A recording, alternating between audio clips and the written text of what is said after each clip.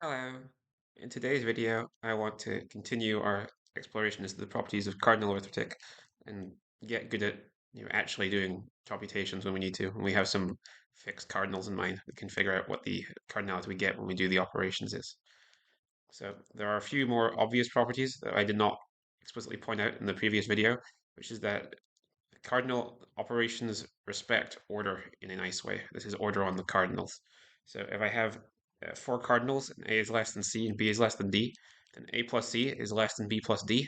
This is very easy to see because the disjoint union of A and C is literally a subset of the disjoint union of B and D. So there's an injection from one to the other, which, as we proved before, means the cardinals are smaller. Uh, the same thing is true with multiplication. AST as a Cartesian product is literally a subset of the Cartesian product of B and D, and so it is less than. Exponentiation also almost does this, but it doesn't quite work. It's not true that every function from B to A is a function from D to C. This doesn't matter most of the time because you can extend most of the time, although you can't in the case the bottom number is 0. So uh, the first two things here are fairly obvious, so I'll just you know, leave them like that. For the last one, I want to define an injective function from A to the B to C to the D. So we define an injective function to show that it's bigger. Phi from A to the B to C to the D. And I'm using the fact here that A and C are not 0. This is actually not true. If A and C are allowed to be 0, I'll give an example of that in a second. So uh, by phi of f, remember f is a function from B to A. Uh, this is from D to C is defined by phi of f applied to a thing in D, which I'll call x. This is equal to fx if x is in B, which it might be because B is less than D. I just map it to 0 if it's not, if x is not in B. Here I'm using the fact that C is not 0, otherwise this wouldn't work. It's very easy to see if phi is injective. You can reconstruct f from its image. So a to the b is less than or equal to c to the d. This is not true in the case that a and c are allowed to be 0. So note that, for example, 0 to the power of 1 uh, is the empty set because there are no functions from 1 to 0. There's no function from a non-empty set to an empty set. But 0 to the 0 is equal to 1, which is bigger, even though 0 is smaller. There's one function from the empty set to the empty set, and it is the empty function. So we need this sort of qualifier with zeros. Okay, but this works next. The thing I want to establish next is that you can almost undo this. So addition is what's called cancellative, and so is multiplication. I could talk a bit about the cancellativity of exponentiation, but it's not hugely important, and I don't want to go into the annoying fringe cases with like 0 and 1. So you can think about that yourself if you want. It's not too hard, but I want to just focus on plus and times for now. I want to show that we can undo this to some extent. In fact, when the things are infinite, we cannot undo this, and we'll explain that more later. But in the finite case, we can. So before that, I want to first point out that these operations are closed in the finite case. So here's a theorem. If A and B are finite numbers, so they're natural numbers, then A plus B is a natural number, and so is A times B is a natural number. Here, A times B, I mean the cardinal product of A and B. So we often mix the notation of just writing them next to each other and using the multiplication symbol. So how do I know this is true? Well, I'm going to prove it by induction. I mentioned induction is very useful when dealing with the natural numbers because we don't have to deal with the limit ordinal case. So proof. So we prove by induction. So fixing A by induction that for all B in N, A plus B is an N, where here A is fixed. Okay, so I have to do the two cases. The case that B is a 0 or it's a successor. If B equals 0, then a plus b equals a, because adding 0 doesn't do anything. This is one of the properties of addition we proved earlier. Uh, and a is a natural number. So that's that case done. If b is a successor, so say it's equal to n plus 1 for some n, then I know that a plus b is equal to a plus n plus 1. And here I'm omitting the brackets because we proved in the previous video that addition is associative, so the brackets don't matter, which is equal to a plus n plus 1. So I can put the brackets in like this. And here a plus n is a finite number because we inductively assume that the smaller things are finite numbers when we do the case. So here n is smaller than n plus 1, smaller than b, so I can add it to a and get a natural number. So this is a natural number. And I've added 1 to a natural number, and by definition the natural numbers are closed under the successor operator, so I can add 1 and still be a natural number. So this is equal to a plus n successor, if you will, which is a natural number. Okay, so it's closed under addition. Okay, next we prove that it's closed under multiplication. So we prove by induction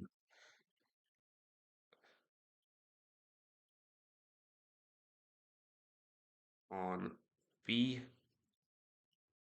that a times b is a natural number.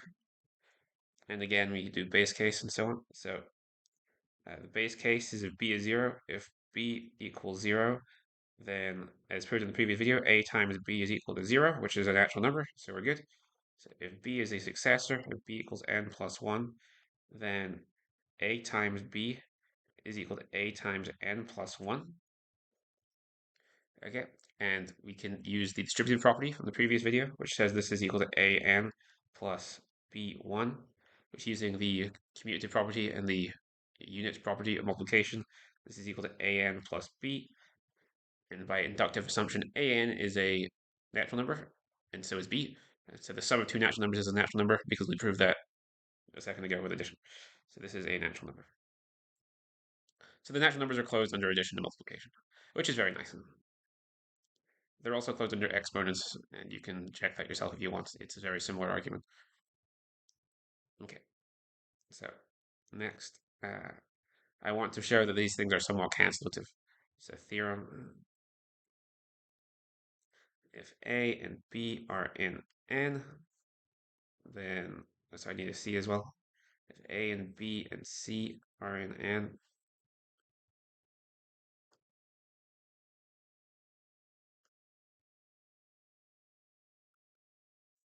and I know that b is less than or equal to c, then this is true if and only if ab is less than or equal to ac. So a plus b is less than or equal to, let's do that multiplication in a sec. A plus b is less than or equal to a plus c. So we have this notion of uh, a preserving the order of what's going on, like on the nose. And this is useful. We already know from the start of the video that if b is less than c, then a plus b is less than a plus c. However, we did not have the converse, which I will do now. So proof. So I do if and only if I have two cases. This forward implication was done already. So I need to do the reverse implication. So I need to prove that if a plus b is less than a plus c, then b is less than c. And how do I know that? Well, I do the contrapositive, which is so like the negation. So suppose that b is greater than c, and a plus b is less than or equal to a plus c, and I'll get some contradictions. Uh, we will reach a contradiction.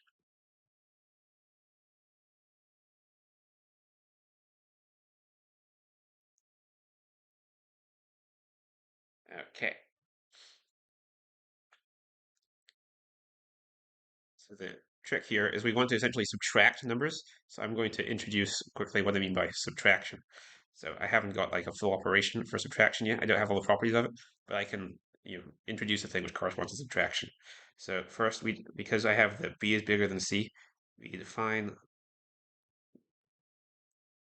b minus c to be the cardinality of b without c.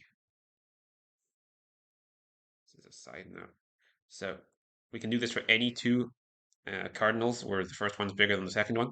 I can just take, because C is a subset of B because it's smaller. Being a subset is the same as being smaller with ordinals. So here I have a set which has just the things in B which are not in C. And this set is important because it's essentially, I've turned it into a cardinal. And also, if I add this cardinal to C, I'll get B back again. Because there's a very natural bijection from the disjoint union of this set and C to B. In fact, if you didn't do disjoint union, just a union, it would be the identity function. Okay, so note that A plus C is equal to A plus B plus B minus C cardinality. Well, this is just, so B minus C is a cardinal, and I have that this is true. And I also know that B is strictly greater than C, so I know that B minus C is non-empty.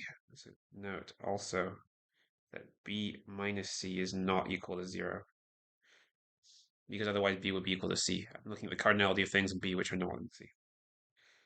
So A plus C is equal to A plus B plus this thing. Because B minus C is greater than or equal to 1, and plus preserves order in the weak sense. This is A plus B plus 1. It's greater than or equal to this. And this is strictly greater than A plus B, which is a contradiction because I've just shown that A plus B is strictly greater than itself, which is not true. There are no ordinal which is strictly greater than itself. So in conclusion, addition is cancelative. And we can do the same idea with multiplication. So theorem, if A and B and C are in the naturals, and I guess there shouldn't have been an and here. This is then B is less than or equal to C if and only if AB is less than or equal to AC, and I've said this slightly wrong. I need A to be non-zero. There's an annoying case here because obviously A is 0, then AB is always less than or equal to AC if they're both equal to 0. But when they're non-zero, it's still cancelative. And we can prove this using the same idea. So proof, again, the forwards implication is like obvious. This is true even in the case that they're 0. We explained this earlier. So this is done. And the reverse implication will require more thinking. So suppose for a contradiction that B is greater than C.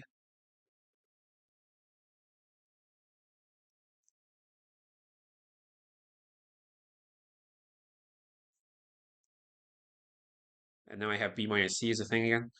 So A C, this is equal to A times B plus, sorry, the other way around. A B, this is equal to A times C plus B minus C, using the same idea as from before. And then I can use distributivity. So this is equal to AC plus A times B minus C.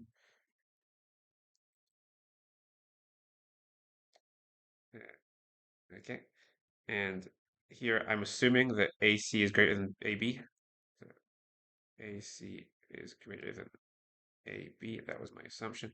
So this is greater than or equal to AB plus A times B minus C.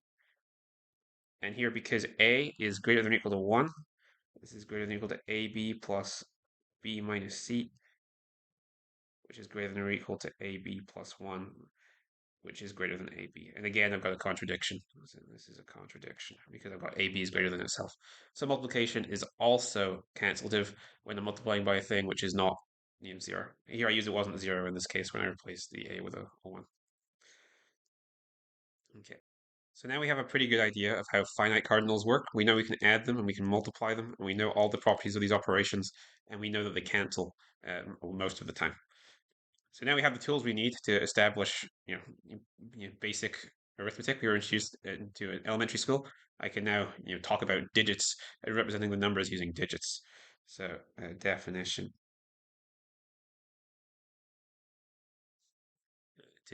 we need to define what the digits are. So we call the following cardinals digits.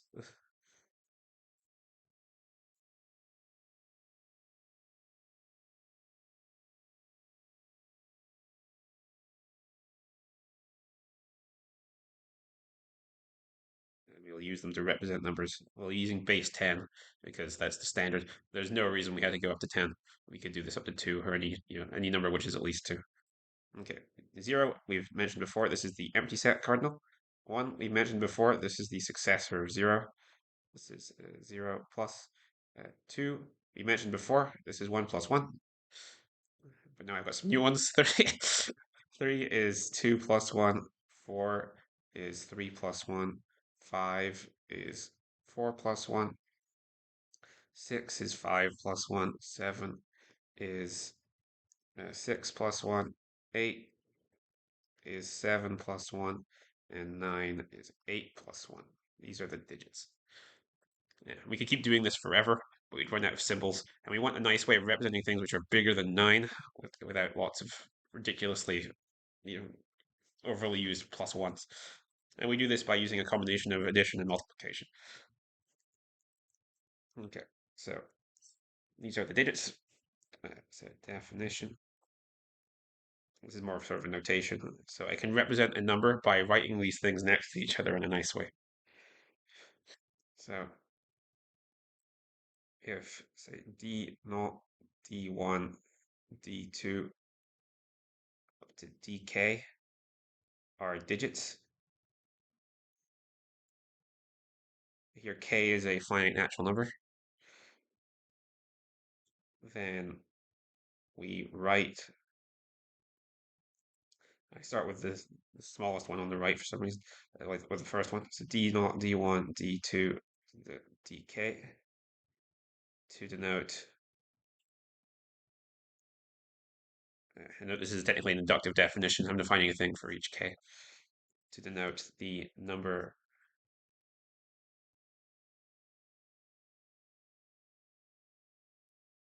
which is, we'll define it inductively. This is dk d1 times 9 successor plus d0. So you have inductively defined the previous ones. I'm multiplying it by 9 successor, otherwise known as 10, and I'm adding the last one.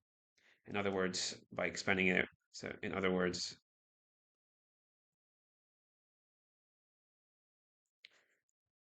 we have dk times 9 successor to the power of k plus dk minus 1 times 9 successor to the power of k minus 1 plus all the way up to d0. Or you can think of this times 9 successor to the power of 0, which is 1. Okay. So now we have this way of denoting numbers. I claim that every number can be uniquely expressed in this way. And this will be a nice way of writing things. In particular, I can now start talking about the number 10, 1, 0. It's written in this way. It's the successor of 9 plus 0. So it's 10. Okay. So I claim every number can be written this way. So first, let's say this is a lemma. Every number, every natural number, so every finite cardinal can be represented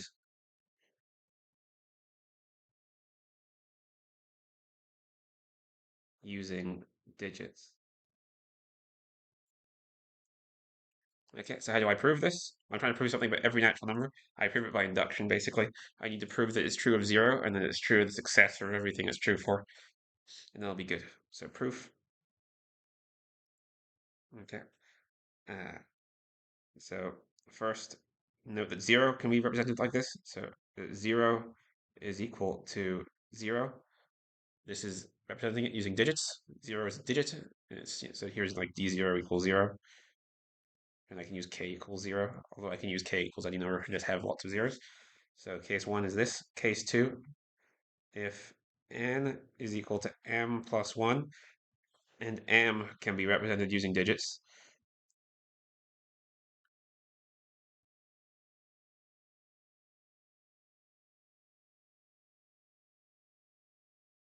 Then I need to show that m plus 1 can also be represented using digits. This is very easy in the case that the last digit of m is not a 9. So if m is equal to dk minus 1 up to d, not to be confused with multiplication, this is digit representation, and d0 is not equal to 9, then I can just write n like this, and is equal to m plus 1, which is equal to dk d0 plus 1. And because of the definition of this digit representation, I just take the last digit and I add it to the thing represented by the other digits.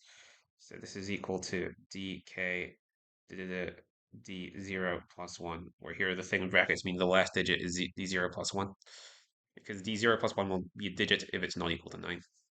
Right, so digits are defined. If it is equal to 9, we have an annoying case. If d0 is equal to 9, then I can essentially add 1 to it, and it turns into a 0, and then the next digit gets 1 added to it. Then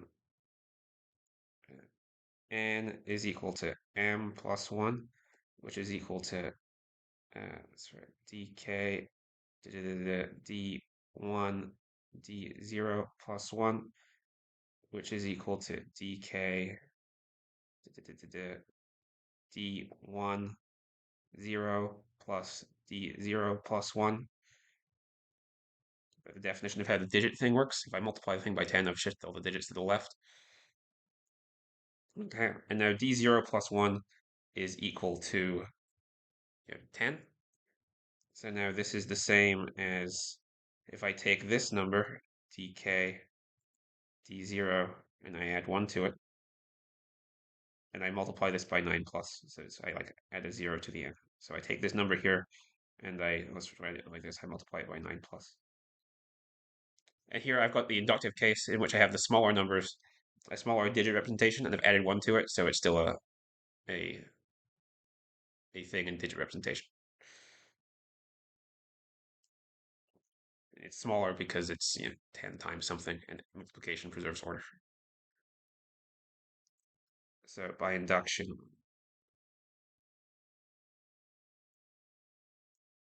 we can represent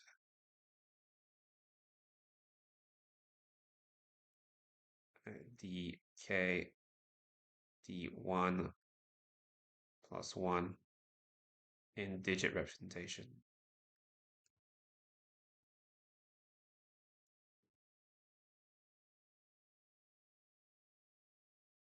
And n is just equal to that representation with a 0 on the end. Has that representation.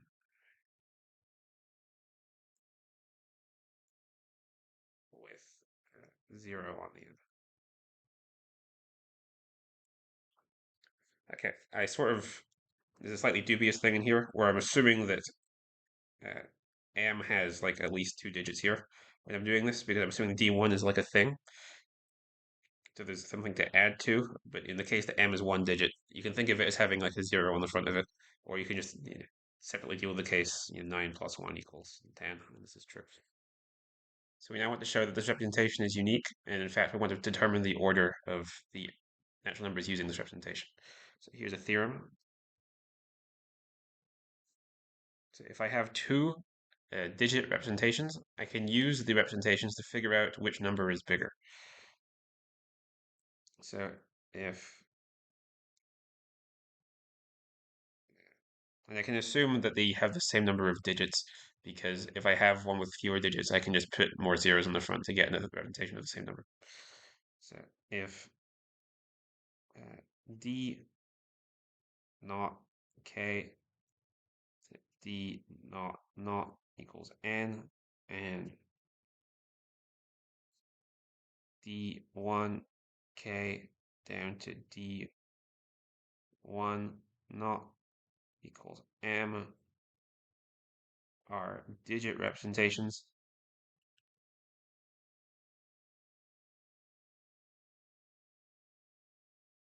of natural numbers,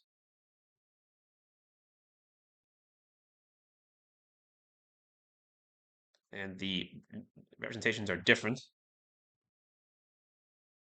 And they're different, meaning there is a first place where they differ, and there is a maximum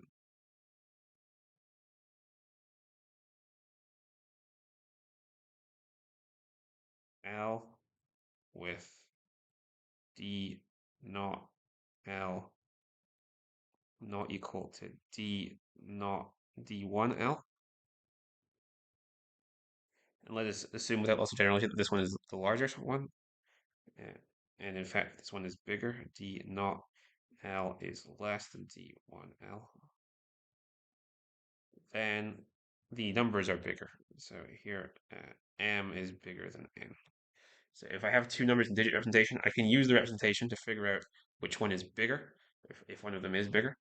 And in this situation, because I do it entirely from the digits, and if I have two different digit representations, they have to be different numbers because there has to be some place where they differ.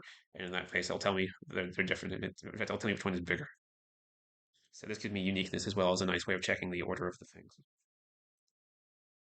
Okay. So how do I do this? Proof. Okay. So we have that M is the one we want to be bigger. So note that this number D1K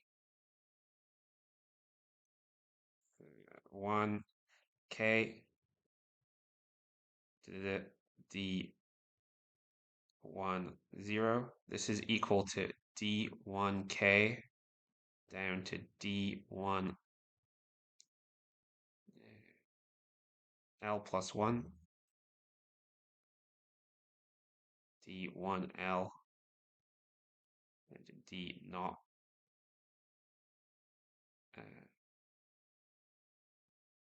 so D1 naught.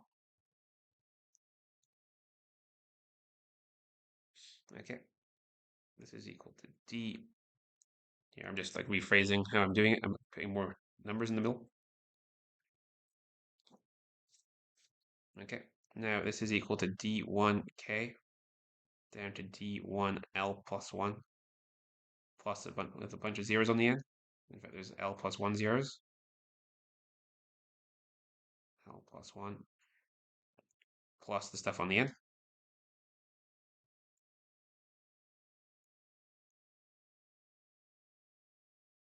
Okay.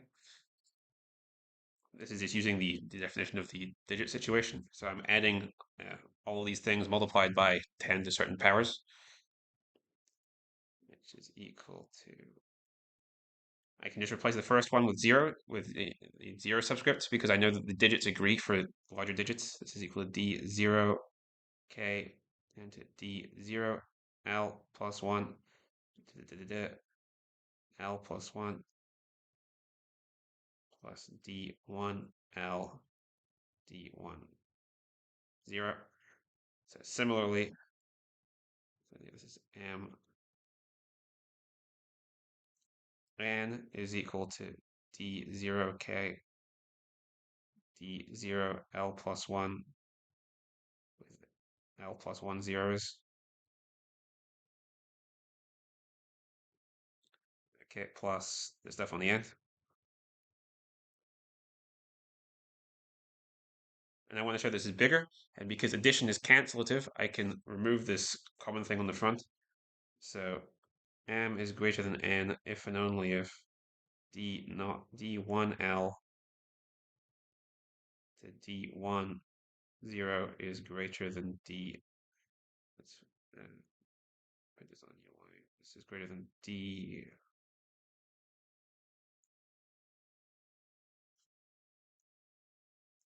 Zero L down to D00. So now I've changed the situation so that the problematic digit is at the front. Okay, and now I can do more subtraction. I'm going to subtract D0L times 10 to the power of L, I guess, by subtracting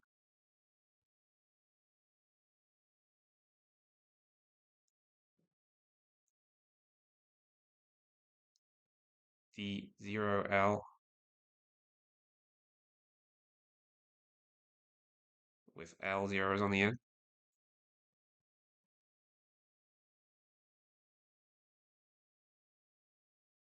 We get that M is greater than N if and only if D1L minus D0L. So I'm subtracting the first digits of the corresponding things, as I can take 10 to the power of the number of things I have and subtract it out of the sum and then just rebracket to get it out of the first digit. This is D1 L minus 1 D1 0 is greater than your 0 D0 L minus 1 to D0 0. Okay, so I just need to show this number is smaller. So we prove the thing on the right to conclude the thing on the left. So here note that D1L minus D0L is not equal to 0 because we assume that D1L is bigger than D0L.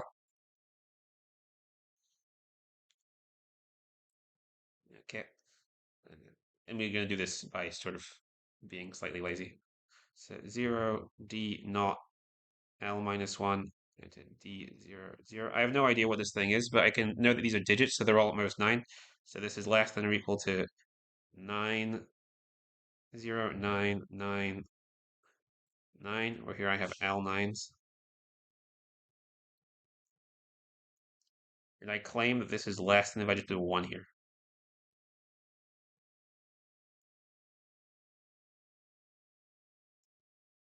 So why is that?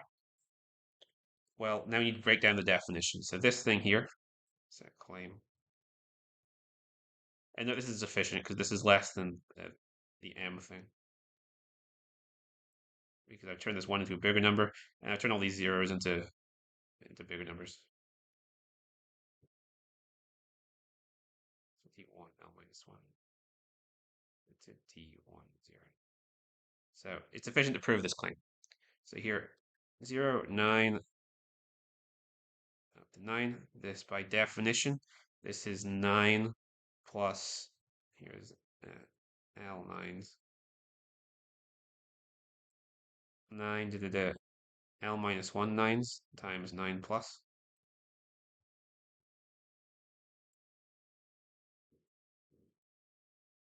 And this number here,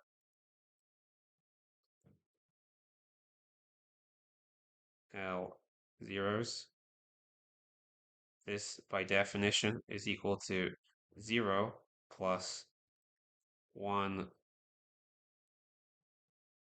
0 0 0, and here's L minus 1 zeros times 9 plus. So it essentially works by induction. I've taken the thing and I've reduced it to a thing with fewer zeros. So by induction, we need to only check it's true when there's exactly 1 9, that 9 is less than 10, and this is true. 10 is like the successor of 9, which is true. So I've inductively reduced the case into the case that you've only got one digit, and it's one digit where you're comparing a 9 to a 10, and because 10 is bigger than 9, it's got more digits. Manipulation, it's like the successor of 9. We can sort of pull this up to any number. So if I have, so basically you take all the stuff at the front, and then you turn the first digit into a 1 versus a 0, and then you inductively use the fact that you have more digits, you're bigger. Okay, and that's the proof. So now we've really got a very good handle on the finite cardinals. We can add them, we can multiply them, we know all the properties of these things, we can represent them all using a unique decimal representation, and we can deduce the order of the things using this decimal representation. So it's time to move on to the infinite stuff and getting a handle on how that works. So we already know that infinite stuff preserves order, at least weakly. However, infinite stuff is much less cancelative than finite stuff. And we'll demonstrate this in a second. So not only does addition not cancel, multiplication doesn't cancel either. And we'll prove this quite directly with our favorite infinite cardinal, or at least the smallest one, which is Aleph naught. And then we'll use this to sort of build it up from there. So theorem. This should basically say this really breaks for Aleph naught, which is our first infinite cardinal. Yeah. So Aleph naught times Aleph naught is actually equal to Aleph naught. So I can have an infinite thing and multiply it by another infinite thing, and it just doesn't get any bigger at all. And we'll use this by, as usual, just constructing a bijection from one to the other, although it'll be a bit messier. And we can use the fact that we understand the element of Aleph naught to help us in this argument. So, proof. So I need to construct a bijection from Aleph naught to Aleph naught, from Aleph naught times Aleph naught to Aleph naught, and I'll do this by just ordering it in a weird way. So first we define an injective function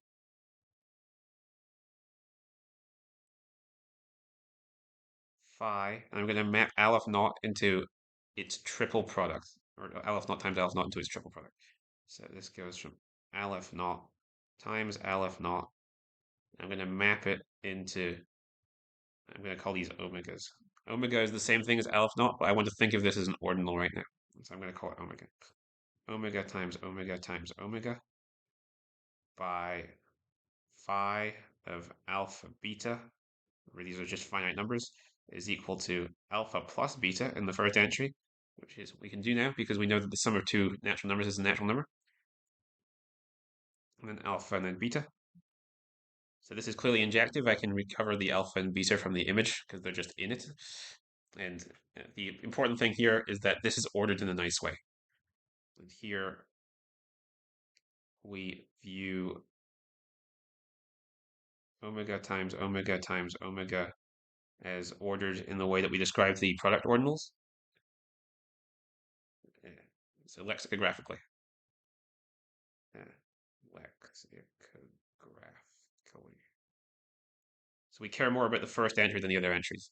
So the triple, so like A comma BC is less than D comma EF if A is less than D, or if they're equal, and then the second things are ordered correctly.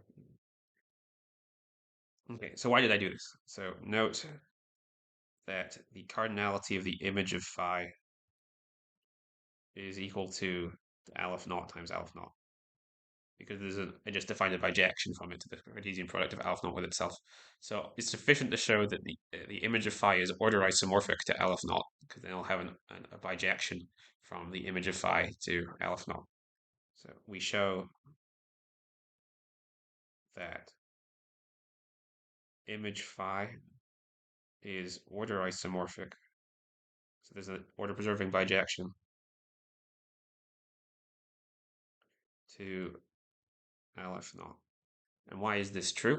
Well, I know that it's infinite and it's well ordered because it's contained in a well ordered set. It's contained in the product of well ordered sets, so it's well ordered. So note image phi is infinite and well ordered.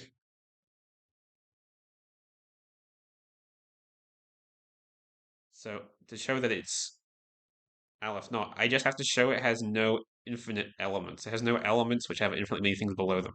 Because if I can do this, it corresponds to an infinite ordinal, and it would not have Aleph naught in it, because this is an ordinal which would be like a smaller ordinal which has infinitely many things below it. So it's sufficient to show that there is no element of the image of phi which has infinitely many things below it. So it suffices to show that for all A, B, and C in the image of phi, that there are only finitely many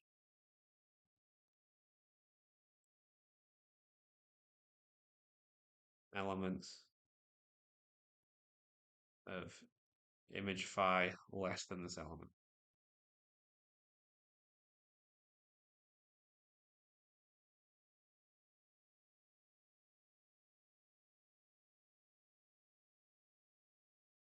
Okay, and how do I do that? Well, I've constructed it so that it will do this. So note that if A, B, C is an image of phi, oops, is it the image of phi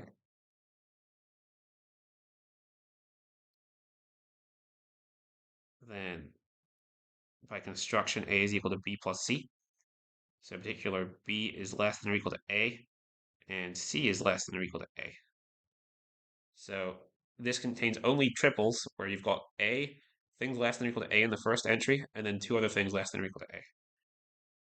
So if D, E, F is less than or equal to A, B, C, then D, E, and F are all less than or equal to A. So the set of such is contained in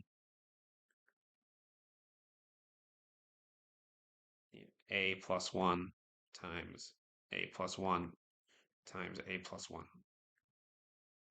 And this is finite. This is equal to A plus 1. This is a product of like three things. This set is finite because it's a product of finite sets, which he proved earlier was finite. So there we go. This thing is order isomorphic to some ordinal. It has to be an infinite ordinal, and it has to have no infinite ordinals contained within it. So it has to be Aleph naught. And therefore, there is a bijection to Aleph naught. And so Aleph naught times Aleph naught is equal to Aleph naught, because there's a bijection between them. Okay, which is nice. So I have that, multiplication in the infinite case is very not cancellative. And some nice corollaries of this. Corollary.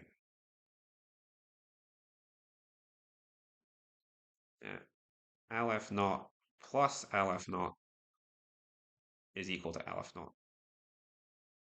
So proof. I know that Aleph naught is equal to Aleph naught plus 0, which is less than or equal to Aleph naught plus Aleph naught. And I know that this is equal to 1 Aleph naught plus 1 Aleph naught, which is equal to 2 times Aleph naught using distributivity. And this is less than or equal to Aleph naught times Aleph naught by replacing 2 with a bigger cardinal, which is equal to Aleph naught because we just proved that. So I know that here I've got Aleph naught is less than or equal to Aleph naught plus Aleph naught, which is less than or equal to Aleph naught. So they are in fact equal. This is nice. So I've got an infinite set, and it actually doesn't do very much when I add it to itself or multiply it by itself. And it turns out we're going to be able to pull this up to just any infinite set. But it's important to do this case. This is essentially the base case of the argument that I'm going to do, which gives you the same thing for every infinite set. Okay, so we want to generalize this to all infinite sets. So I want to give you a better idea of how infinite cardinals work. So remarks about infinite cardinals, comments about infinite cardinals.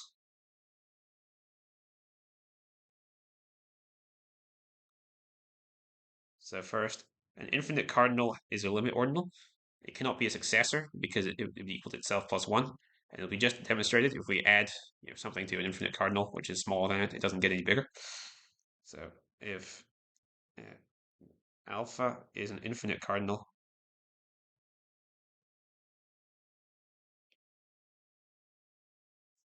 then alpha is equal to alpha plus 1 as a cardinal.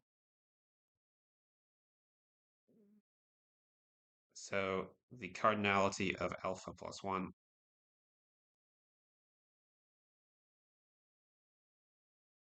is equal to the cardinality of alpha.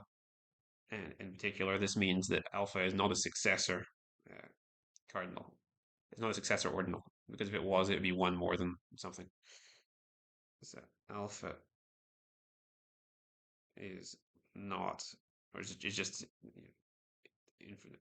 So alpha is not a successor ordinal.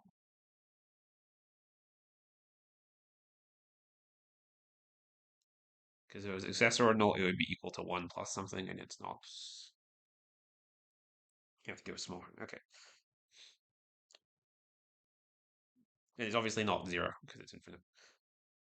Okay, the next thing is more technical. It has every successor ordinal, every limit, sorry, every infinite ordinal has a largest limit ordinal contained within it, or great, which is less than or equal to. So there is all if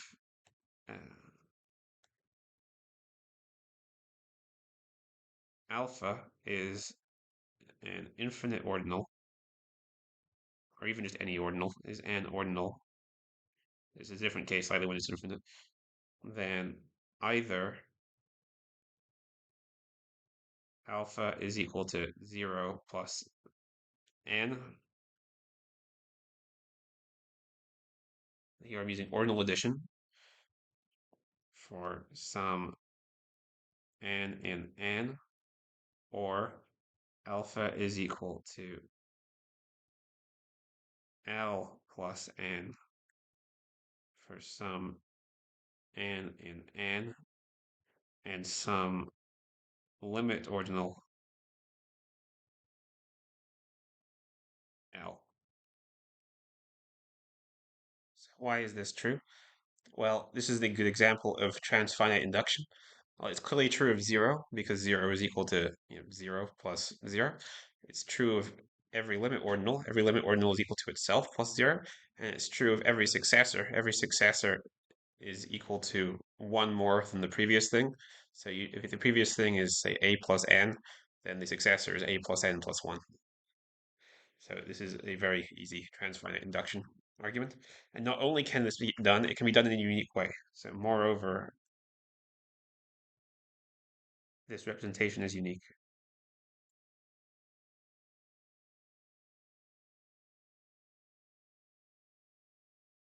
Because in this case, L just has to be the largest limit ordinal, which is less than alpha, as L is equal to max beta less than or equal to alpha, such that beta is a limit ordinal.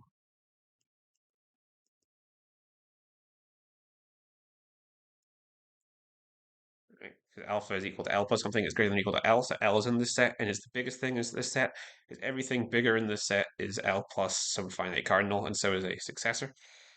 And then n is then equal to the order type. It's the from the cardinality of the things in alpha without L. So here we have a way of representing every ordinal using a limit ordinal and a finite natural number. And because alpha at the start, if alpha is infinite cardinal, then it's a limit ordinal. So here I have a nice way of representing the elements of alpha. So in particular, sticking this together, if alpha is an infinite cardinal,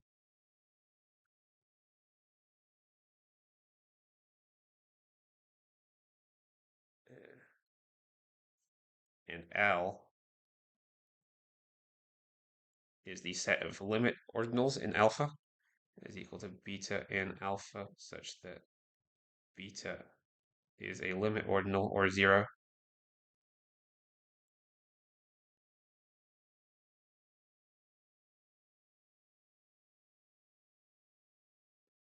Then the map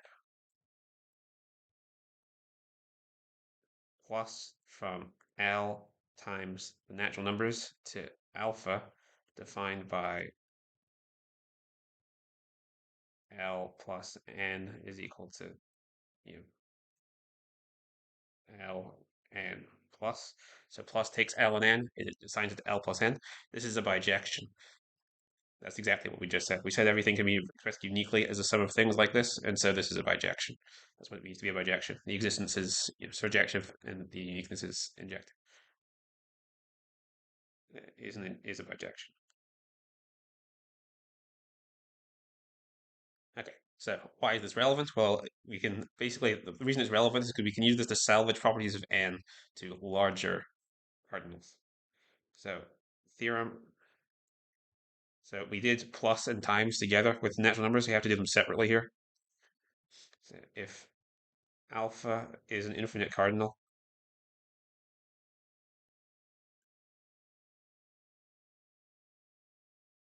then alpha plus alpha equals alpha. We can prove this now using shenanigans. So proof. So let L be as before. It's the set of non-successor ordinals inside of alpha. So alpha is equal to the cardinality of L times Aleph naught, because I described the bijection from L times Aleph naught to alpha. And this is equal to L times Aleph naught plus Aleph naught, because we proved earlier that Aleph naught plus Aleph naught is equal to Aleph naught. And then I can use distributivity. This is equal to L times Aleph naught plus L times Aleph naught. And each of these is equal to alpha. So I got alpha equals alpha plus alpha.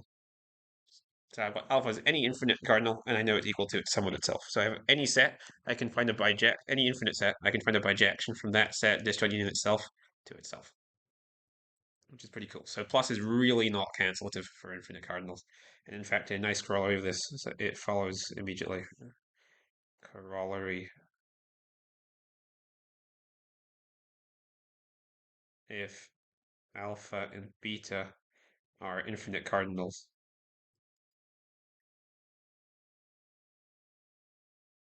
then alpha plus beta is just equal to max of alpha and beta.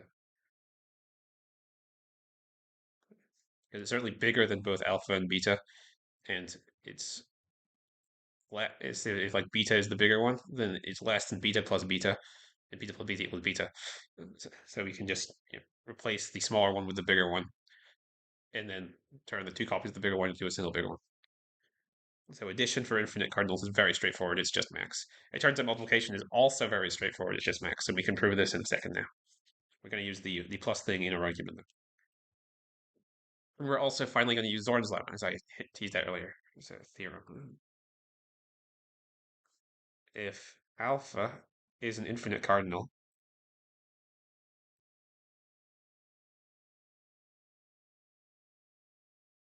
then alpha times alpha equals alpha. So how do I prove this? Well, I want to basically construct a sequence of bijection from subsets of alpha to their square, and I'll sort of pull this up to the top using Zorn's lemma. So remember, Zorn's lemma says that if I have a partially ordered set in which every subchain has an upper bound, then it has a maximal element. So I'm going to construct a very nice partially ordered set to do this with. So proof. So we define, let's say let P be this set. So I look at a subset of alpha and a thing F, which bijects it to its square. So where X is a subset of alpha and F from X to X times X is a bijection.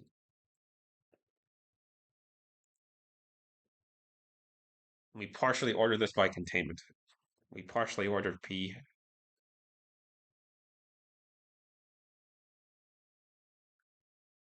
by X Fx is less than or equal to Y Fy if and only if Fx is a subset of Fy, which in particular implies that X is a subset of Y. Okay, so I'm going to prove that this poset has the property required by Zorn's lemma that every chain has an upper bound, and then we'll include it as a maximal element, and we'll use this to prove that there is a bijection from alpha times alpha to alpha. Okay. So first, we want to prove that every chain in P has an upper bound.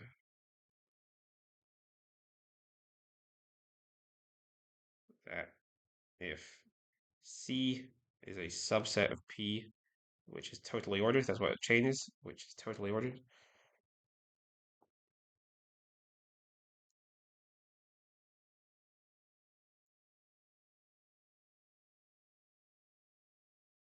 then C has an upper bound.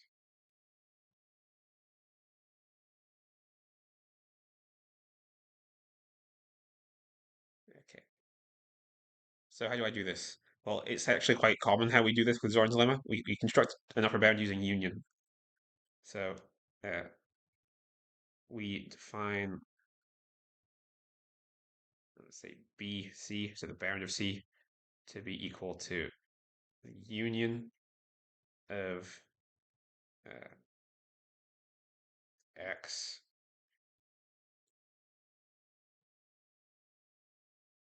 So let's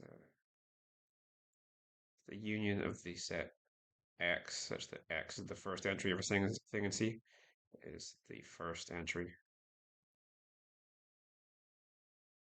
of an element of C. That's our first thing. I guess I don't need a set here. And I pair this with the union of the functions. F such that f is the second entry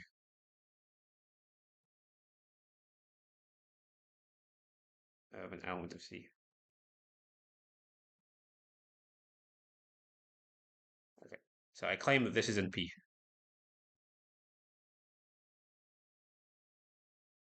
Well, the first thing is a subset of alpha because it's just a union of things which are contained in alpha. So that's fine. I claim the second thing is in fact a bijection from it to its square.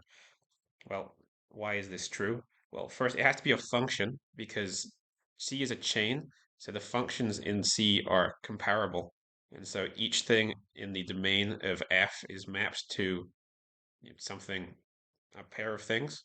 So, and it's like for each, F in the union, for each F and G in the union, they agree wherever they're defined because they're comparable, they're in a chain. And so the union of them also only has one point to assign the domain point to. And the domain of this union is indeed the union of the x's, because everything which is in one of the x's is in the domain of one of the f's by definition.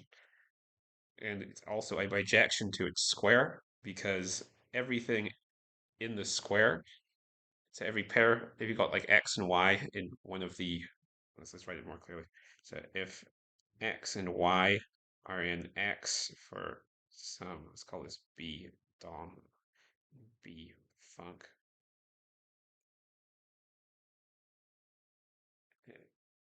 So X and Y are in B dom,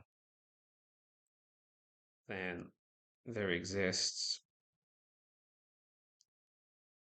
XX and XY in there exists XXX and FXX and XY, FXY in C with X in XX and Y in XY. That's the definition of the DOM. One of these is bigger, so assume without loss of generality that the second one is bigger.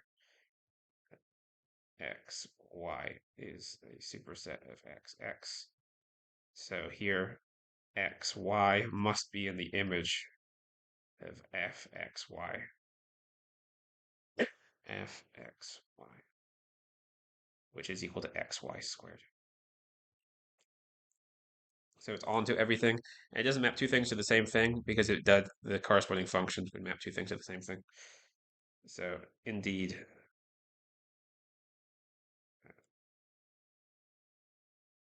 defunc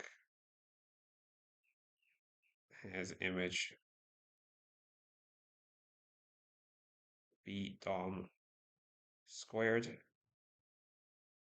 and it's injective because it's a union of injection functions. It can't send two things to the same thing, so otherwise one of the functions would have sent two things to the same thing. It's like an increasing union of injective functions. It's not true in general that the union of injection functions is injective, but if it's an increasing union, then it is true by the same idea that we got surjective. Okay, so BC is in P. And it's an upper bound. Is an upper bound for C. Okay. So now by Zorn's lemma, there is a maximal element of P. So by Zorn, there is M in P, which is maximal.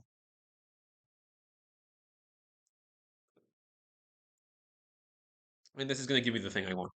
So either m is already big enough, in which case we're done, or it's not, in which case we'll reach a contradiction. So, uh, so let m be equal to m dom and m func. So if the cardinality of m dom equals alpha, then we're done. Because we have a set of size alpha and a bijection from it to its square. We are done. And it has to be less than or equal to alpha because it's a subset of alpha. So otherwise, the cardinality of m dom is less than alpha. And we show this leads to a contradiction.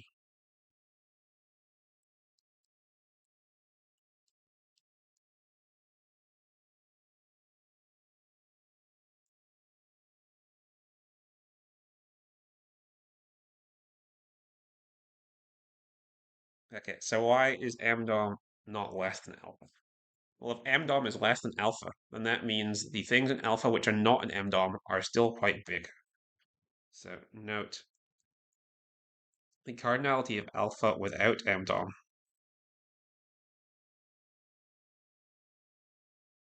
is strictly greater than m dom.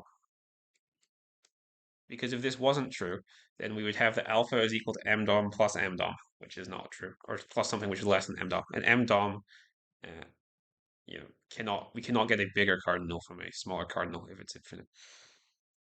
So, as otherwise, m dom plus m dom is greater than or equal to alpha. Because alpha is infinite. If these are finite, this is clearly not true because the sum is finite. And if they're infinite, then m dom plus m dom is equal to m dom, which is also not true. Okay, but m dom plus m dom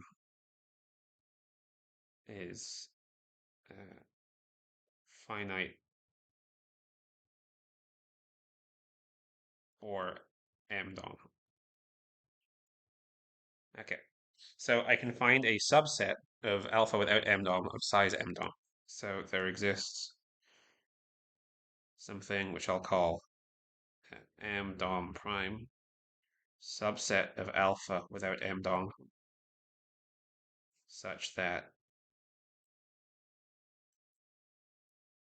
m dom prime has cardinality equal to the cardinality of m dom. And I'm going to use this to stitch some things together to make a bigger thing, which will contradict maximality.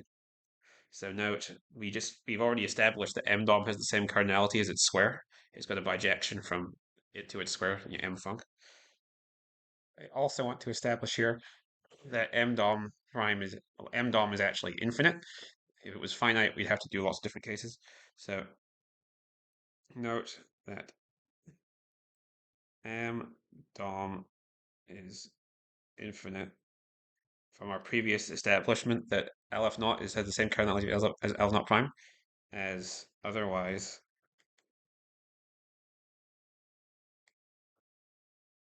we could extend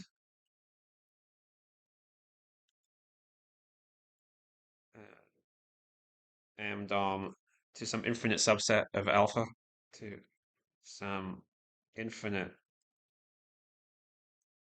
and subset of alpha with cardinality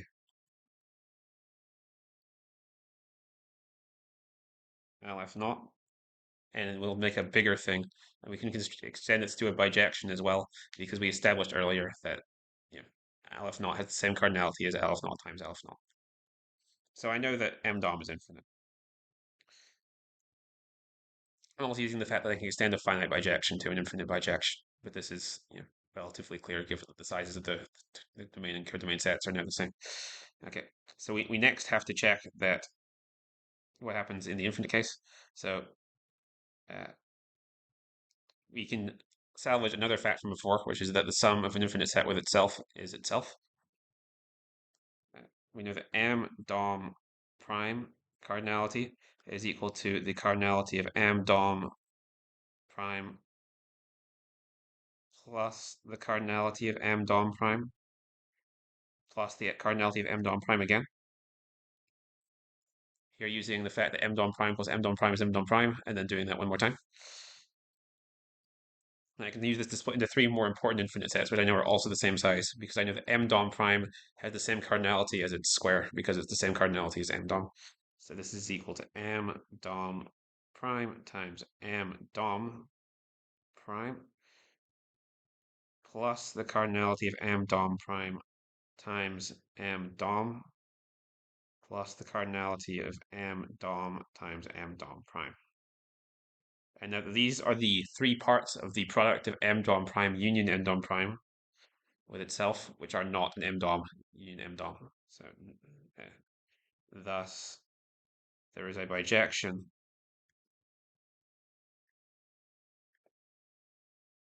let's call it phi from m dom union m dom prime square, so it's product with itself, to m dom,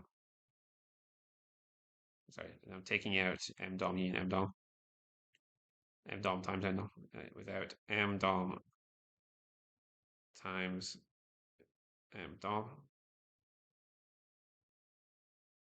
So I take the pairs which have entries in m dom or m dom prime but are not both in m dom, and I use a bijection from this set to m dom prime.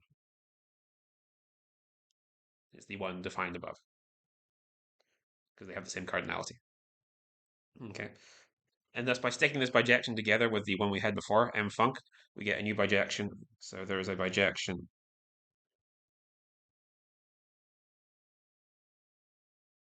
phi prime from m dom union m dom to m dom union m dom, so union m dom prime squared by just taking the phi from before, inverting it, and then sticking it together with m func. And hence, moreover, this bijection extends m func, extending m func. So m is less than m dom union m dom prime phi prime, which is in P.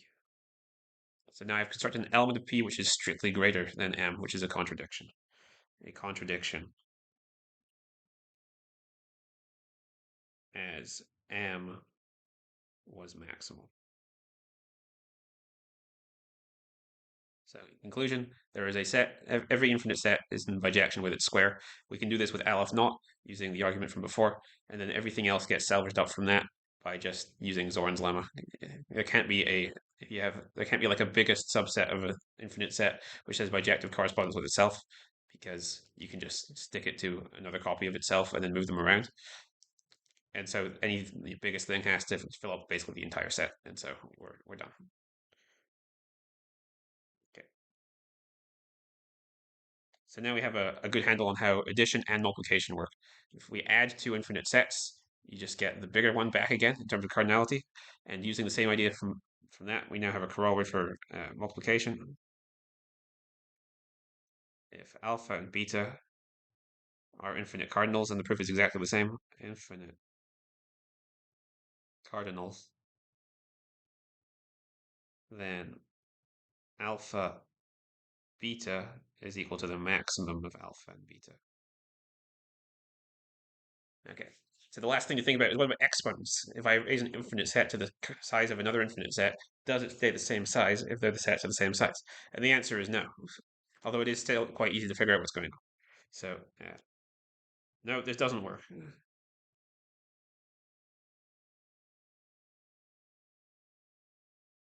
Work for exponents.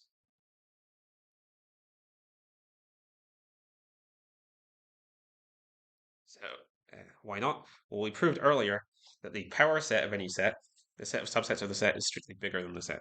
So note, if X is a set, then the cardinality of the power set of x, the set of all subsets of x, is equal to the set of functions from 2 to x. Sorry, from x to 2. And why? Well, there's a bijection between them. So we can define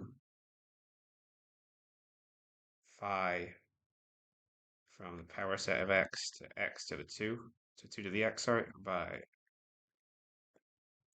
phi of s from x to 2 is the function defined by phi of s of x is equal to 1 if x is an s and is equal to 0 if x is not an x. It's very easy to see this is a bijection because s is determined by its elements, and every function gives you a set. It's just the things just go to 1. Yeah. So 2 to the x is actually strictly greater than x. And in particular, if x is infinite,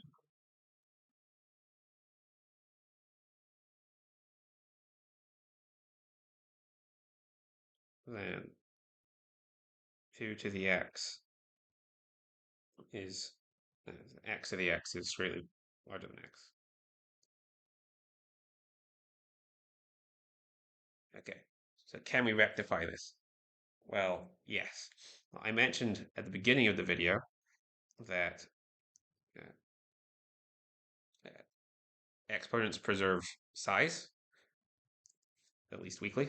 So I can use this to get a handle on how things work. So here's basically the main tool for checking how infinite exponents work. So here is let's call it a theorem. So if alpha is any infinite cardinal,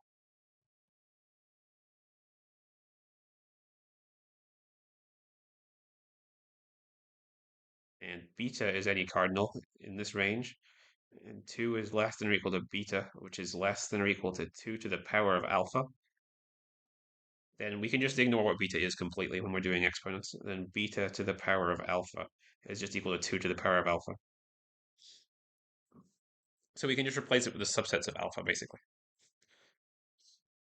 And we can prove this very easily using our previous results. So proof.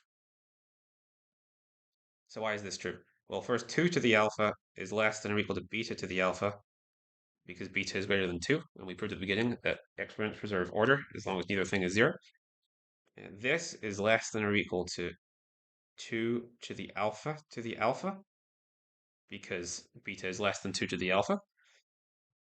And then using exponent rules from the previous video, this is 2 to the alpha times alpha. And because alpha is infinite, we just proved that alpha times alpha is alpha. So I know that the 2 to the alpha is both less than and greater than beta to the alpha, which is what I want. It's equal to the 2 to the alpha. So it's actually quite easy to deal with exponents as well. And I think this concludes how cardinal multiplication, addition, and to some extent exponentiation work, both in the finite and infinite case. And now that's the setup. We really have a great idea of how to deal with cardinals. We want to deal with things which are not cardinals or ordinals, and we will move on to the integers next, which give us some negative numbers to work with. Thanks for watching.